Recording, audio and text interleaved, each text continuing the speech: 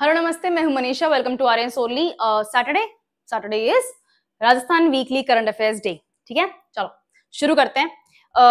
Analytical news हैं, अच्छी news हैं, आपके मेंस के डिस्क्रिप्टिव क्वेश्चंस में एज एन एग्जांपल यूज करने वाली भी हैं। तो अगर आपको बेसिक नॉलेज भी इन न्यूज की इस वाले वीक की हो जाती है तो आप इनको रिलेट कर सकते हैं अलग अलग टॉपिक्स के साथ में। ठीक है, पहली न्यूज, राजस्थान में निर्मय राजस्थान नाम का एक कैंपेन चलाया जा रहा है हेल्थ अवेयरनेस के लिए। तेल कम करोगे तो हेल्दी रहोगे, less oil more health. Theme आपको याद रखनी है और ये अक्टूबर महीने की है जो चल रहा है। कम तेल ज्यादा सेहत, ठीक है, लेस ऑयल मोर हेल्थ। अब इसमें पूरा का पूरा इनका जो फोकस है वो ऑयल कंजम्पशन को कम करना है और बैलेंस डाइट को प्रमोट करना है। ट्रिकी क्वेश्चन बनता है प्री के पॉइंट ऑफ व्यू से कि क्या इसमें सिर्फ ऑयल की बात हो रही है? नहीं, सिर्फ ऑयल की बात नहीं हो रही है, बैलेंस डाइट को प्रमोट करने की भी बात इसमें हो रही है। इसके थीम में जरूर कम तेल ज्यादा सेहत लिखा हुआ है। ठीक है, कम्युनिटी हेल्थ ऑफिसर जो है वो ज्यादा बड़ा रोल प्ले करेंगे क्योंकि उन्हीं के कंधों पे जिम्मेदारी डाली गई है कि भाई आप इस कैंपेन को घर घर पहुंचाएं, लोगों तक ये जागरूकता पहुंचाएं कि उनको तेल का कंजम्पशन कम करना है। तलावा तो बिल्कुल नहीं खाना है, अदरवाइज मेरी तरफ से भी सुनो। ठीक है, तलावा जितना टेस्टी लगता है ना वो उतना ही खतरनाक होता है बॉडी के लिए। ओके, चलो फिर क्या है ये कैंपेन? क्या है? नेशनल हेल्थ मिशन और नेशनल रूरल हेल्थ मिशन, सबके साथ में इसको अलाइन करते हुए देखा जा रहा है क्योंकि हेल्थ की बात हो रही है। ठीक है, और इस कैंपेन में क्या क्या ऑर्गेनाइज एक्टिविटीज, कैंपेन का क्या मतलब होता है? एक्टिविटीज ऑर्गेनाइज की जाएंगी, अवेयरनेस प्रोग्राम्स चलाए जाएंगे। एक्टिविटीज कौन कौन सी हैं? ऐसे सेशंस बनाए जाएंगे, ऐसे सेशंस कंडक्ट किए जाएंगे जिसमें हेल्थ और वेलनेस के बारे में बात करी गई हो और बैलेंस डाइट और हेल्दी लाइफस्टाइल को प्रमोट किया जा सके। ओके, उसके अलावा एक्सरसाइज योगा सेशंस स्कूल्स में, कॉलेजेस में कंडक्ट किए जाएंगे और आयुष्मान आरोग्य मंदिर जो हैं वहां पर कंडक्ट किए जाएंगे ताकि अडल्ट्स भी इस चीज में पार्टिसिपेट कर सके कैंपेन में। अब अल्टीमेटली तो अडल्ट्स के हाथ में ही है ना, खाना तो वही बनाते हैं। बच्चे सीख के आ जाएंगे स्कूल से, फिर मम्मी बोलेगी जो ज्यादा मत सिखा, मुझे जो खाना बनाया वो चुपचाप खा ले। ठीक है तो ये नौबत ना आ जाए, इसलिए अडल्ट्स की भी जरूरत है कि उनके भी ये अवेयरनेस जगाई जाए। Next, these activities will see the participation of counselors, nursing staff and community health officers। Ultimately इन्हीं की अथॉरिटी, इन्हीं के कंधे पे ये काम दिया गया है। बढ़िया, इनका काम स्ट्रेंथन हो गया है, सीएचओ का काम स्ट्रेंथन कर दिया गया है। इनका काम वैक्सीनेशन, एंटीनेटल केयर, एंटीनेटल मतलब बच्चे होने से पहले जो केयर होती है, प्रेग्नेंट विमेन की जो केयर होती है, मैटरनल केयर यानी कि बच्चे हो जाने के बाद में वुमन की जो केयर होती है, लैक्टेटिंग मदर की जो केयर होती है, और चाइल्ड डेथ रिव्यू ये करना भी इनका काम है, और नॉन कम्युनिकेबल डिजीजेस की स्क्रीनिंग करना भी इनका काम है। डायबिटीज है, एजमा है, कोई ट्यूमरस ग्रोथ है, फाइब्रॉइड्स है, ये सारी की सारी जो प्रॉब्लम्स होती हैं, और भी बहुत सारे, ओबेसिटी है। ठीक है, तो ये सारी की सारी चीजें भी इनको स्क्रीन करनी है। एग्जाम पॉइंट ऑफ व्यू से इस न्यूज को कैसे यूज कर सकते हो? या तो डायरेक्ट न्यूज का क्वेश्चन आ जाएगा भाई इस कैंपेन में, प्रोग्राम में क्या चलाया जा रहा है, या फिर आप इसको एज एन एग्जाम्पल अगर किसी एक्सप्लेनेशन में यूज करना चाहते हैं तो कैसे यूज करेंगे। मैंने यहाँ पर पॉइंट वाइज एक्सप्लेनेशन दिया है, यही प्रोसेस आपको फॉलो करना है। आपका एग्जाम कॉपी जो होता है वो जितना साफ और ऑर्गेनाइज नजर आएगा ना, पढ़ने वाले को उतना ही अच्छा लगेगा। कई कई जगहों पे तो पढ़ाई भी स्किप कर देंगे, बस वो देखेंगे हाँ इसको इसने तमीज से लिखा हुआ है, हाईलाइट की हुई है इंपॉर्टेंट चीजें, प्रॉपर्ली डिमार्केट किया हुआ है पॉइंट्स को, इसको आता है, नंबर मिल जाते हैं ऐसे। ठीक है, तो आपको एक प्रोसेस, एक लुक फॉलो करना है, वो लुक मैंने यहाँ दे दिया है। ठीक है, Ayushman Bharat health and wellness centre से इसको लिंक किया गया है, national programme for prevention and control of cancer, diabetes, cardiovascular diseases and stroke. ठीक है, ये नेशनल प्रोग्राम जो चल रहा है एनपीसीडीसीएस, इसके साथ में इसको लिंक किया गया है। और इंडिया के नेशनल टारगेट्स जिसमें प्री मैच्योर मोर्टेलिटी रेट्स देखी गई हैं उसको भी अपन को डाउन करना है। टारगेट कितना है एनसीडीज का? 2025 तक 25% अपन को डाउन करना है, यानी कि अभी बहुत ज्यादा नंबर है, अपन को उसको कम करना है। एटलीस्ट जो भी नंबर है उसका 25% अपन को साल के एंड तक बंद कर देना है, कम कर देना है। ठीक है, कम्युनिटी हेल्थ ऑफिसर्स का काम बढ़ा दिया गया है। ठीक है, ये फ्रंटलाइन ऑफिसर्स होते हैं आपके हेल्थ एंड वेलनेस सेंटर्स में। तो इनका ऑब्वियसली बात है काम, क्योंकि कैंपेन अब लॉन्च हो गया है तो इस कैंपेन के अंतर्गत इनका और ज्यादा काम बढ़ गया है। इनका रोल एक्सपैंड कर दिया गया है टू इंटीग्रेट क्योरेटिव, जिसमें लोगों का इलाज किया जा सके, प्रिवेंटिव, बीमारी होने से पहले ही उनको बचाया जा सके, और प्रमोटिव हेल्थ फंक्शंस और अवेयरनेस कैंपेन चलाया जाए ना। प्रमोट करना मतलब अवेयरनेस बढ़ाना उनका, लोगों का, ठीक है, जनता का। बढ़िया, they act as coordinators between, नीचे ब्लू लाइन चल रही है तो अगर आपको नहीं रीड आ रहा है ना तो फिर मैं रीड करके सुना देती हूँ। आई डोंट नो, शायद hang on a second. Okay, last line visible नहीं है, सेकंड लास्ट लाइन तो है। Okay, they act as coordinators between ANMs, ASHA workers and high level health functionaries. ठीक है, तो जो हेल्थ डिपार्टमेंट के जो अफसर वगैरह हैं उनके साथ में भी इनका कोऑर्डिनेशन बनाया गया है। थीम बेस्ड अवेयरनेस एक्टिविटीज इसमें चलाई जाएंगी। जो ये जो अक्टूबर महीना है, मंथली थीम्स एनकरेज करती हैं लोगों के अंदर बिहेवियरल चेंजेस के लिए को बढ़ाने के लिए, ठीक है, ताकि सिटीजन्स को लोकल लेवल हेल्थ इवेंट्स में पार्टिसिपेट करने का मौका मिले। मैंने आपको पहले भी कई बार बोला हुआ है, मैंने आपको पहले भी कई बार बताया हुआ है, अगर पब्लिक पार्टिसिपेशन नहीं होगा तो कोई भी स्कीम, कोई भी पॉलिसी, कितना भी बढ़िया प्रोग्राम और कैंपेन आप डिजाइन कर लो, वो फेल हो जाएगा।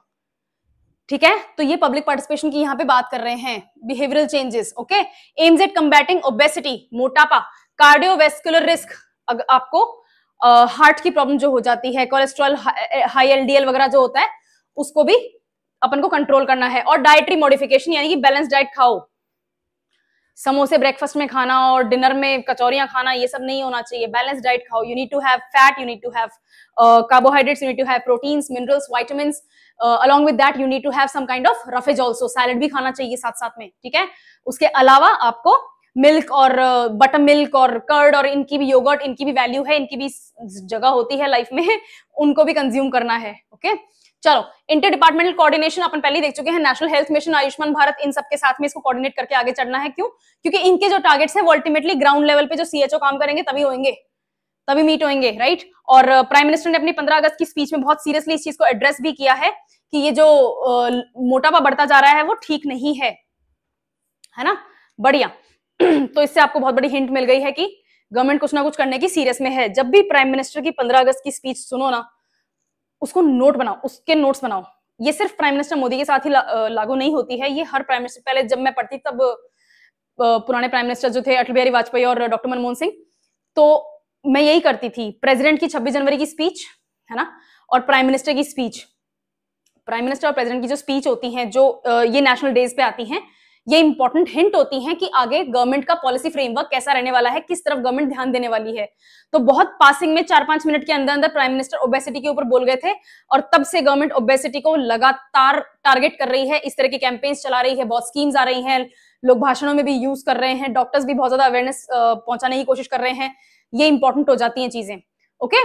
चलो, भरतपुर आईटीआई को डेवलप किया जाएगा as a hub under PM Shri scheme. PM Shri scheme कौन सी है? Scheme for holistic development of infrastructure. ITI का क्या काम होता है भाई? स्किल डेवलपमेंट, ठीक है। ये आईटीआई यूनिवर्सिटी स्टार्ट की गई थी प्राइम मिनिस्टर मोदी का ड्रीम पूरा करने के लिए, और ड्रीम क्या था? लोगों तक स्किल्स पहुंचाए जा सकें, ताकि लोग कोई ना कोई जॉब कर सकें, टेक्निकल वोकेशनल ट्रेनिंग पा सकें, जिससे वो अपनी लाइवलीहुड चला सकें, किसी ना किसी टाइप का एम्प्लॉयमेंट जनरेशन कर सकें, एम्प्लॉयमेंट जनरेशन में हेल्प कर सकें। और भरतपुर आईटीआई जो है, उसके अलावा धौलपुर, करौली, ये कामन होना चाहिए, अब इसका प्रोनाउंसिएशन मुझे नहीं पता, पर स्पेलिंग मुझे पता है, ठीक है, और बयाना। तो एक तरह से यहाँ पर भरतपुर और इस तरह से स्पोक्स इसके बनाए गए हैं, ठीक है। और ये चारों भरतपुर से कनेक्ट, आईटीआई हब से कनेक्ट कर दिए जाएंगे, और जो भी रिक्वायरमेंट्स होंगी वो पूरी की जाएंगी। इसी तरह से आईटीआई को आपको यूनिफॉर्म स्ट्रक्चर देना पड़ेगा, वरना कोई कहाँ क्या सिखा रहा है, कोई कहाँ कुछ सिखा भी रहा है या नहीं सिखा रहा है, वो भी इशू है, ठीक है। तो ये सब यहाँ पर इसको प्रोवाइड करना है। इसमें क्या क्या दिया जाएगा? एडवांस टेक्निकल एजुकेशन दी जाएगी, मॉडर्न ट्रेनिंग, जो आपके प्रेजेंट में मार्केट स्किल्स डिमांड जो कर रहे हैं और आपके पास में नहीं है, तो उसी हिसाब से आपको स्किल्स प्रोवाइड किए जाएंगे। वाइडर एम्प्लॉयमेंट अपॉर्चुनिटीज भी दी जाएंगी राजस्थान के यूथ को, ताकि एम्प्लॉयबल बनाया जा सके। मार्केट जो डिमांड कर रहा है आपको, वैसी हमारी किस्मत खराब है या हमारा एजुकेशन डिपार्टमेंट पता नहीं कौन सी दुनिया से बन के आया है। हमारे यहाँ पे जो एजुकेशन मिलती है इंडिया में, स्कूल, कॉलेज और हायर एजुकेशन जो भी है, पोस्ट ग्रेजुएट एजुकेशन, हमारे यहाँ पर वो एजुकेशन मिल ही नहीं रही है जो एक्चुअली मार्केट डिमांड कर रहा है। हमने अपना सिलेबस, अपना पढ़ाने का तरीका, अपना क्लासरूम स्ट्रक्चर चेंज ही नहीं किया, ठीक है। प्रैक्टिकल ट्रेनिंग ही नहीं मिल रही है उस लेवल की जिसकी जरूरत है, इसीलिए इस तरह के स्किल डेवलपमेंट कोर्सेज अपन को चलाने पड़ रहे हैं, है ना। तो अब ठीक है, ज्यादा नहीं बोलेंगे अपन इस बारे में, okay. To strengthen the region's industrial ecosystem. अब रीजन का इंडस्ट्रियल इकोसिस्टम क्या है, कितना है, उसको जितना भी है उसको स्ट्रॉन्ग करने की जरूरत है, तो आईटीआई इसमें अच्छी भूमिका निभा सकते हैं। नेक्स्ट, सेल्फ रिलायंस बनाना जरूरी है और यूथ को स्किल करना जरूरी है, ताकि वो एम्प्लॉयबल हो सके और देश का जो स्किल इंडिया मिशन है उसमें भी कंट्रीब्यूट कर सकें। नेक्स्ट, अगेन आपके एग्जाम पॉइंट ऑफ व्यू से, पीएम श्री स्कीम क्या है? एक सेंट्रल गवर्नमेंट इनिशिएटिव है जिसमें एजुकेशनल और ट्रेनिंग इंस्टीट्यूट्स को अपग्रेड किया जा सके और वहां पर उनको सेंटर्स ऑफ एक्सीलेंस बनाया जा सके। अब एक्सीलेंस कहीं बनी है तो अच्छी बात है, नहीं बनी है तो हमारे पास डेटा नहीं है, बस डेटा होता है तो थोड़ा सा स्टडी करना, कंपेयर करना आसान हो जाता है, पर डेटा इस चीज का है नहीं कोई। It focuses on modern infrastructure, exactly वही बात चल रही है जो अपन पहले ही देख चुके हैं। जो मार्केट में मॉडर्न स्किल्स की रिक्वायरमेंट है वो पूरी हो रही है या नहीं, ठीक है। डिजिटल टूल्स, सब कुछ ऑनलाइन है, एआई है, सब कुछ डिजिटल है, डिजिटाइज किया जा रहा है। डिजिटल जहां पर वर्ड आ गया वहां पर आपका डिजिटल इंडिया मिशन भी आपको नोट कर लेना है। इंडस्ट्री लिंक्ड ट्रेनिंग, कंपनी जो डिमांड कर रही है ऑर्गेनाइजेशंस को, जो स्किल्स चाहिए वो आपको प्रोवाइड करने जरूरी है। तो ऑर्गेनाइजेशंस बताएं कि भैया ये सीख के आओ, तो आईटीआई वाले वो सिखाएंगे और फिर आपको ऑर्गेनाइजेशन एम्प्लॉय करेगा, ठीक है। और skill based learning, again skill skill skill is very important. If you do not have the skill you are not employable. फिर आपका कोई शिकायत करने का पॉइंट रहता नहीं है। इतना तो रहता है कि एजुकेशन डिपार्टमेंट ही ऐसा है, हमारा एजुकेशन मिनिस्ट्री ऐसी है कि हमें यही एजुकेशन मिली है, बट स्किल्स आपके लिए इंपॉर्टेंट है। इनिशियली डिजाइन किया गया था स्कूल्स के लिए, लेकिन गवर्नमेंट ने इसको एक्सपैंड कर दिया है मॉडल को, और अब टेक्निकल और वोकेशनल इंस्टीट्यूशंस भी स्टार्ट कर दिए गए हैं ताकि आपके स्किल डेवलपमेंट को इंटीग्रेट किया जा सके मार्केट के साथ में। नेक्स्ट, राजस्थान का इंक्लूजन हमें क्या बताता है? सिंपल सी बात है, भरतपुर आईटीआई को सेलेक्ट किया गया है as a hub institution develop करने के लिए, और जो चारों तरफ के आईटीआई हैं वो उसके साथ में एज अ स्पोक मॉडल काम करेंगे। नेशनल स्किल क्वालिफिकेशन फ्रेमवर्क के साथ भी इसको अलाइन किया गया है। धौलपुर, करौली, कमन और बयाना आईटीआई को इसी तरह से डिजाइन किया गया है कि वो अल्टीमेटली भरतपुर आईटीआई को सपोर्ट प्रोवाइड कर सकें, और इस मॉडल से हमें स्टैंडर्डाइज करिकुलम देखने को मिल सकता है। इंस्ट्रक्टर क्वालिटी जो है उसमें भी इंप्रूवमेंट आएगा, और इंडस्ट्री को जिन ट्रेनिंग जिन स्किल की जरूरत है वो उनको मिल पाएगी, प्रोवाइड करेंगे वो ऐसी ट्रेनिंग की उनको वो वैसे स्किल्ड लोग मिल सकें, ठीक है। तो वो आईटीआई ट्रेनिंग से ही होगा। राजस्थान की सिग्निफिकेंस, राजस्थान की वैल्यू की बात है, कहीं तो कुछ तो करना ही पड़ेगा, सब कुछ तो दूसरे स्टेट्स में जा रहा है तो कहीं तो कुछ तो राजस्थान को भी मिलना ही चाहिए। ऑनेस्टली यही लिखा हुआ है, रीड कर लो इसको। स्किल इंडिया और आत्मनिर्भर भारत के ऑब्जेक्टिव्स को स्टेट लेवल पे अपन को पहुंचाना है, तो राजस्थान भी अपना रोल निभाए, ओके। एनहांस्ड एम्प्लॉयबिलिटी यूथ में, राजस्थान का यूथ भी इंडिया का यूथ है, तो अगर बाहर कहीं कोई दिक्कत चल रही है दूसरे स्टेट में, तो हमारे यहाँ भी एग्जैक्टली वही दिक्कत है, और अगर उन्होंने इस तरह के आईटीआई मॉडल्स बनाए हैं जो अच्छे नंबर दिखा रहे हैं, तो हमें भी वो बनाना पड़ेगा। Again same thing, creates a pipeline for industrial man power, exact same thing चल रही है, ओके। रीजनल बैलेंस क्रिएट करना जरूरी है, और इकोनॉमिक और सोशल इंपैक्ट क्या है? यूथ का माइग्रेशन हमें रोकना है, रूरल से अर्बन जाने वाले यूथ को भी हमें रोकना है, और राजस्थान से आउट ऑफ राजस्थान जाने वाले यूथ को हमें रोकना है। वो तभी पॉसिबल है जब उनके लिए हम यहाँ पर ही ऐसे एम्प्लॉयमेंट अपॉर्चुनिटीज क्रिएट कर सकें, और एम्प्लॉयमेंट उनको तभी मिलेगा जब वो एम्प्लॉयबल होंगे। वो कैसे होंगे? जब उनको हम रिक्वायर्ड स्किल्स प्रोवाइड कर सकें, जहां पर आईटीआई का रोल आ जाता है, ठीक है। नेक्स्ट, किसान सम्मान निधि, पहले साल के 6,000 रुपए किसानों को मिलते थे, अब साल के 9,000 रुपए मिलेंगे। किसान सम्मान निधि आपकी सेंट्रली स्पॉन्सर्ड स्कीम है,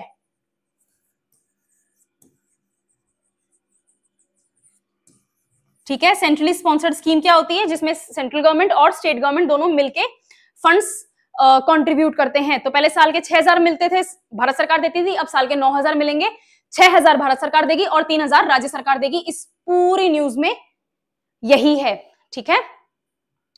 तो हर 4 महीने में 2,000 रुपए मिलते थे, तो अब हर 4 महीने में 3,000 रुपए मिलेंगे। 2,000 सेंट्रल गवर्नमेंट देगी और 1,000 आपको स्टेट गवर्नमेंट देगी। किसान सम्मान निधि प्रधानमंत्री ने स्टार्ट करी थी 2019 में, ताकि फार्मर्स को डायरेक्ट इनकम सपोर्ट दिया जा सके। इसमें डीबीटी यूज होता है, डायरेक्ट बेनिफिट ट्रांसफर। ये तभी सक्सेसफुल है ये तभी सक्सेसफुल हो पाया है जब प्राइम मिनिस्टर ने वो डिमोनेटाइजेशन लाए थे, और उसके बाद में आपको उससे जस्ट पहले आपसे 0 बैंक बैलेंस अकाउंट खुलवाए थे।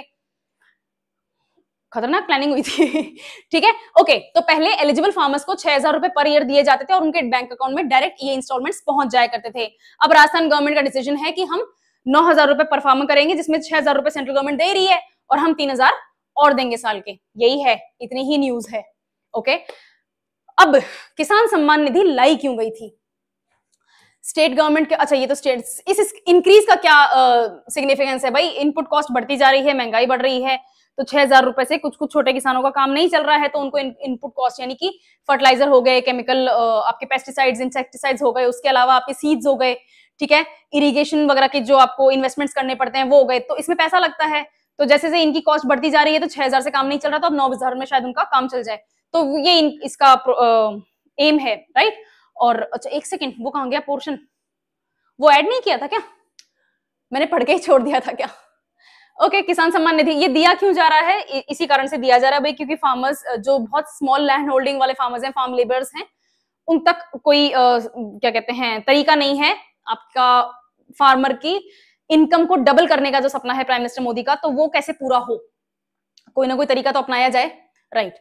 Next, Rajasthan as a partner state in India international trade fair. Trade fair है 14 नवंबर से 27 नवंबर 2025 प्रगति मैदान न्यू दिल्ली में, और सेंट्रल गवर्नमेंट के साथ में कौन मिलकर कर रहा है ये काम? राजस्थान कर रहा है, ठीक है। इंडिया इंटरनेशनल ट्रेड फेयर में राजस्थान को पार्टनर स्टेट बनाया गया है। इससे राजस्थान को क्या फायदा है भाई? राजस्थान को अपनी कल्चर, अपने इंडस्ट्रियल और इकोनॉमिक कॉन्ट्रीब्यूशंस को नेशनली और इंटरनेशनली डिस्प्ले करने का मौका मिल जाएगा। तो सॉफ्ट डिप्लोमेसी भी होगी, टूरिज्म भी होगा, इकोनॉमिक जनरेशन भी होगा, एम्प्लॉयमेंट अपॉर्चुनिटीज भी मिलेंगी, इसमें बहुत सारी चीजें आ जाती हैं। तो राजस्थान डे और स्टेट डे जो है वो 18 नवंबर को मनाया जाएगा, IITF में ही मनाया जाएगा, जहां पर राजस्थान बहुत वाइब्रेंट डिस्प्ले करेगा अपने स्टेट के आर्ट एंड कल्चर को। बहुत सारे यूनिक प्रोडक्ट्स जो हैं उनकी स्टॉल्स लगाई जाएंगी यूथ, वुमेन और स्टूडेंट्स के द्वारा, और ये स्टॉल्स डेडिकेटेड होंगी।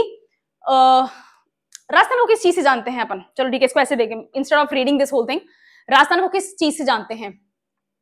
नेचुरल टूरिज्म, हर्ष थार क्या कहते हैं, डेजर्ट, गाड़ी नहीं डेजर्ट, ओके। उसके अलावा हम किस चीज से जानते हैं? हेरिटेज और हैंडीक्राफ्ट। तो वो दिखाओगे तभी तो दुनिया को पता चलेगा ना कि क्या चीज है यहाँ पे, राइट। तो उसका मौका मिल रहा है, ठीक है। और फेयर की थीम और मैक्सिमम पॉसिबल आउटरीच और पब्लिसिटी मिल सके राजस्थान को, आपको ऐड करना है टूरिज्म का। सिंपल, मौका मिल गया है, मेला लगा है, उसमें जाके स्टॉल लगाओ अपनी और ऐड करो अपना, तो सामान बेचने का भी ऐड का चांस मिलेगा आपको, टूरिज्म डेवलप करने का भी आपको ऐड का चांस मिल गया है, राइट। नाइनथ फेस्टिवल जयपुर में कंडक्ट किया जा रहा है, किया गया था 6 अक्टूबर से 10 अक्टूबर तक, ये 5 दिन का नाइनथ फेस्टिवल हुआ था। नाइनथ फेस्टिवल में क्या होता है? जो हमारे लाइव स्टॉक है, ठीक है, जिसमें काउस, बुल्स, बफलोज, कैटल, हर तरीके की आपकी गोट्स वगैरह हो जाएंगी, आपकी शीप हो जाएंगी, आपके कैमल्स हो जाएंगे, इनका ट्रेड होता है। ये एक तरीका का लाइव स्टॉक ट्रेड फेयर होता है,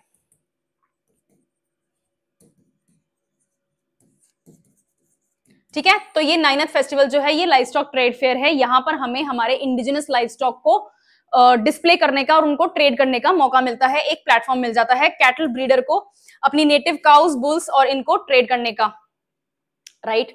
बढ़िया, हमारा पूरा फोकस इंडिजिनस लाइव स्टॉक के ऊपर है। नाइनथ फेस्टिवल में इंडिजिनस लाइव स्टॉक को कंसिडर किया जाता है, उन्हीं का। इसका मतलब ये नहीं है कि कोई दरवाजे बंद कर देगा अगर मैं ना कश्मीरी शीप लेकर आ जाऊंगी तो, लेकिन प्राइम फोकस क्या है उसकी बात है, ओके। चलो, कैटल फेयर्स क्यों जरूरी हैं? क्योंकि इससे रूरल इकोनॉमी स्ट्रेंथन होती है, लाइव स्टॉक की क्वालिटी मेंटेन होती है, और आप इंडिजिनस ब्रीड्स जो हैं उनको कंजर्व भी करेंगे। जर्सी गाय का नाम सुना है?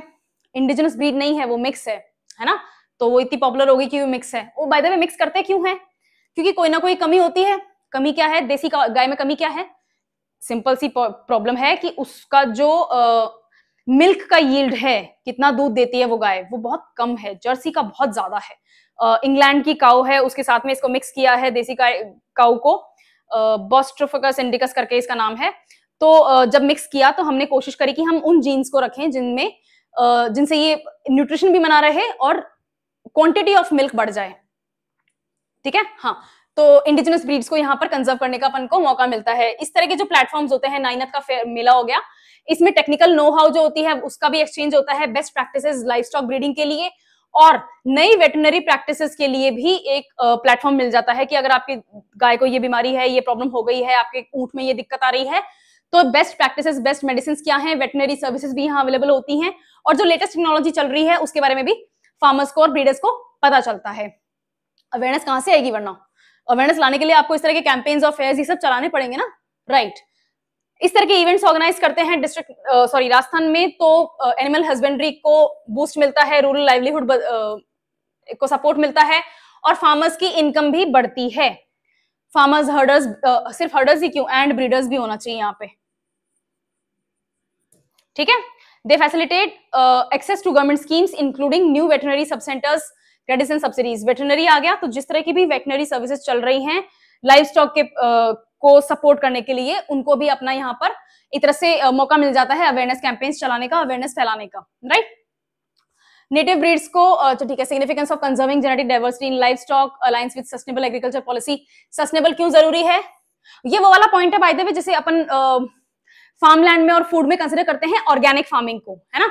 तो ऐसा नहीं है कोई कि आपको कोई रोक देगा अगर आप जेनेटिकल, ठीक है, राजस्थान हाईकोर्ट ने वैसे रोक दिया है, बट जब तक इस चीज को धरातल पे नहीं उतारा जाता है तब तक आपको कोई रोक नहीं सकता कि आप क्या खाना चाहते हैं क्या नहीं। लेकिन हम कोशिश करते हैं कि हम ऑर्गेनिक फूड्स की तरफ जाएं। वो सेम चीज यहाँ पर भी लागू होती है। कोई मना नहीं कर रहा है आपको मिक्स ब्रीड का दूध पीने से, मिक्स ब्रीड गाय का दूध पीने से, लेकिन आप एक्सक्यूज मी, आप कोशिश करें कि आपको प्योर ब्रीड्स, इंडिजिनस जो एनिमल्स हैं उन्हीं का सपोर्ट रहे, उन्हीं का मौका मिले, राइट।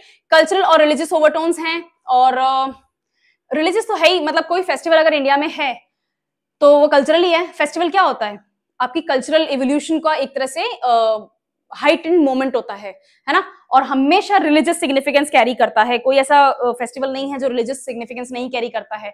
कोई फेस्टिवल सेक्युलर नहीं होता है, ठीक है। हर फेस्टिवल रिलीजियस फाउंडेशन पे ही बेस्ड होता है, उसकी कल्चरल सिग्निफिकेंस होती है। तो इसके साथ भी यही लागू होता है। ये जो फेयर है लाइफ स्टॉक ट्रेड के लिए अच्छा है, इक्विपमेंट सेल और नए डेयरिंग टेक्नोलॉजीज को एक्सचेंज करने के लिए भी बढ़िया है। इसका बजट जो है वो बढ़ा दिया गया है, increase on new veterinary services centres बनाए गए हैं, स्टाफ और प्रमोशनल एक्टिविटीज इसमें काफी की गई हैं। Rajasthan DigiFest global ties summit to be held in Jaipur. अच्छा, एक चीज वेरी केयरफुल, पहली बात तो आपको डेट्स तो देखनी ही देखनी है। इस वर्ड से क्या पता चल रहा है, डिजी और फेस्ट दो हैं। डिजी का मतलब डिजिटल, यानी कि हर तरीके की टेक्नोलॉजी और एआई इसमें इन्वॉल्व है, इसी बारे में बात होने वाली है। और फेस्ट मतलब मीटिंग्स होंगी, तो एआई वगैरह तो ऐसा तो है नहीं कि मेला लगाएंगे। तो फेस्ट इसमें यहाँ पर कैसे यूज किया जा रहा है, कैंपेन के फॉर्म में यूज किया जा रहा है इस वर्ड को, ठीक है। मीटिंग्स के फॉर्म में इंडस्ट्रियलिस्ट आएंगे बहुत बड़े बड़े, और यहाँ पर एमओयू साइन होंगे, प्लानिंग होगी इन्वेस्टमेंट की। ओके, मैंने हिंट दे दी है, न्यूज में भी यही है। ओके, चलो, समिट का कर्टन रेजर दिल्ली में होगा, और ये राजवर्धन सिंह राठौर जी की फोटो लगी हुई है ही यहाँ पे। विकसित भारत का हमारा सपना पूरा होगा, और सस्टेनेबल एंटरप्रेन्योरशिप। अच्छा ठीक है, इसकी themes are very important for you. Themes आपको याद करनी है, थीम्स के डायरेक्ट क्वेश्चन आते हैं, ठीक है। ये रही थीम, क्या है, sustainable entrepreneurship in the age of AI, new ideas, impact and inclusion. Okay, तो थीम भी आपको लर्न करनी पड़ेगी। थीम के लिए तो आप है ना नोट्स में ना इसको अलग से हाईलाइट कर लो, हाइलाइटर यूज करो तो बढ़िया, वरना इस तरह का कोई रेड पेन ले लो। मतलब ये तो रेड पेन नहीं है मतलब, लेकिन जैसे मैंने रेड से इसको हाईलाइट कर दिया वैसे आपको हाईलाइट करना है। थीम्स आपके डायरेक्ट प्री एग्जाम में पूछे जा सकते हैं, एमसीक्यू का बढ़िया क्वेश्चन बनता है थीम पूछते ही। इस तरह की समिट पहली बार हो रही है किसी नॉन मेट्रो सिटी में। कहाँ होगी, जयपुर में। कर्टन रेजिंग कहाँ होगी, कर्टन रेजिंग दिल्ली में होगी, समिट जयपुर में होगी। Okay, right. और इस समिट को, हाँ अब देखना, fintech, financial technology, agritech, agricultural technology, media tech, media and technology, AI आई गया, वर्चुअल रियलिटी टेक्नोलॉजी। यार हायर एजुकेशन बिना टेक्निकल एजुकेशन के नहीं होती है पॉसिबल, यही बोल रही थी मैं, है ना। Okay, right. इसमें कौन कौन आएंगे, इन्वेस्टर्स होंगे, एंटरप्रेन्योर्स होंगे, ग्लोबल स्पीकर्स होंगे, स्टार्टअप्स होंगे जो कि 30 से ज्यादा कंट्रीज में इन्वॉल्व हैं, अपना बिजनेस चला रहे हैं। Okay, there will be government industry dialogue होंगे, नेटवर्किंग होंगी, स्टार्टअप मीटिंग होंगी, वर्कशॉप्स होंगे, और इन्वेस्टमेंट प्लानिंग की जाएगी। तो इन्वेस्टमेंट प्लानिंग कैसे होती है, इन्वेस्टमेंट प्लानिंग होती है एमओयूज के द्वारा। किसके द्वारा, एमओयूज के द्वारा। और एमओयू साइन होने का क्या मतलब है, इन्वेस्टमेंट का अश्योर हो जाना। आज नहीं तो कल वो इन्वेस्टमेंट आ रहा है। ओके, कोई बहुत ही बड़ी टेक्निकल फॉल्ट ना हो जाए तब तक तो। ओके, ये फोकस एरियाज हैं, अपन ऑलरेडी देख ही चुके हैं, है ना। AI, fintech, agritech, virtual reality, media take, property technology और हायर एजुकेशन। ओके, और इस तरह की मेजर इवेंट्स क्रिएट किए जाएंगे। इन मेजर इवेंट्स के नाम आपको याद करने की जरूरत नहीं है, आपको ये जरूर पता होना चाहिए कि किस किस चीज को फोकस में रख के ये मीटिंग्स की जाएंगी। लास्ट नहीं है, इसके बाद में आई थिंक वो भी होना चाहिए, वज्र प्रहार वाली न्यूज भी होनी चाहिए। New national forensic science university बनाई जा रही है जयपुर में। फॉरेंसिक साइंस क्या होता है, फॉरेंसिक्स कहीं कोई क्राइम हो जाता है, ठीक है, इन्वेस्टिगेशन में फॉरेंसिक वाले को बुला रहे हैं। आपने वो एक इंग्लिश टीवी सीरीज है हॉलीवुड की है, डेक्स्टर, वो देखी है? अगर नहीं देखी है तो कोई बात नहीं, अगर देखी है तो भाई क्यों, मैं तो बोर हो रही थी, मैंने देख ली। डेक्स्टर क्यों देखा, बहुत खतरनाक सा सीरीज है। पर वो फॉरेंसिक एक्सपर्ट है, कहीं कोई क्राइम हो जाता है तो वहां इन्वेस्टिगेशन में सबूत निकालने का काम इनका ही होता है, फॉरेंसिक जांच इन्हीं का काम होता है, ठीक है। तो फॉरेंसिक्स के एक्सपर्ट्स क्रिएट करने के लिए जयपुर में फॉरेंसिक साइंस यूनिवर्सिटी बनाई जा रही है। इस पेज को लर्न कर लो, इसको इसी तरीके से लिखा गया है। इंस्टीट्यूशन का नाम क्या है, ये रहा, नया कैंपस यहाँ है, अभी टेम्पररी लोकेशन क्या है, ये है, परमानेंट लोकेशन ये है, लैंड अलॉट की है जेडीए ने 12.47 हेक्टेयर, ठीक है। ओपनिंग सेरेमनी दिवाली के जस्ट बाद में होने का नाम आ रहा है। कोर्सेज कौन कौन से ऑफर किए जाएंगे, diploma, undergraduate, degree programme forensic sciences में, बढ़िया। कैंपस डायरेक्टर कौन होंगे, एसएओ जुनारे जी होंगे, और इसका पर्पस क्या है, ताकि फॉरेंसिक एजुकेशन को राजस्थान में एक्सपैंड किया जा सके।